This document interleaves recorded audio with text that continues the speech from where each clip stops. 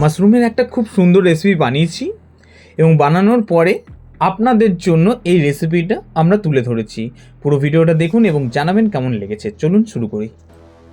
Mushroom, টমেটোর paste, আদা, কাঁচা লঙ্কা, রসুনের পেস্ট এবং কড়াইয়ে সাদা তেল দিলাম।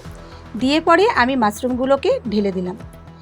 ঢেলে দেওয়ার পরে সামান্য নুন দিলাম, দিয়ে সামান্য ভেজে নিলাম। দেখুন, সামান্য হালকা ভেজে নেবেন, একটু লাল লাল হয়ে আসবে, উঠিয়ে নিতে হবে।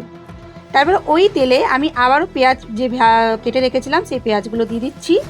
পেঁয়াজগুলো হালকা হাতে ভেজে নেব, বেশি ভাজবো না, বেশি ভাজলে কিন্তু নষ্ট হয়ে যাবে। দেখুন কীরকম করে ভাজছি আমি।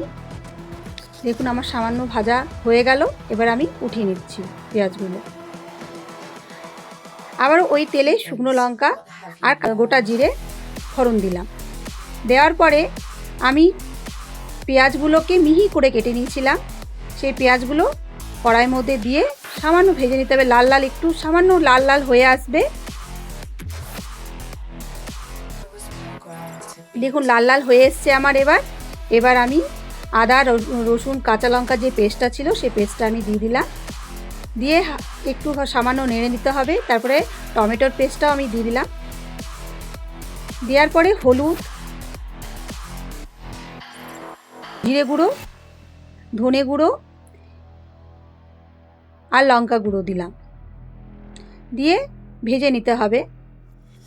দেখবেন কড়াইয়ে তেল ছেড়ে ছেড়ে একটু আসছে, তখন আমি কাজু বাদাম বাটাটা দিয়ে দিলাম। কাজু বাদাম বাটা দেওয়ার পরে কিন্তু ভালোভাবে নেড়ে নিতে হবে, না হলে কড়াইয়ে কিন্তু তলে লেগে যাবে। সেজন্য ভালোভাবে আপনাকে নেড়ে নিতে হবে।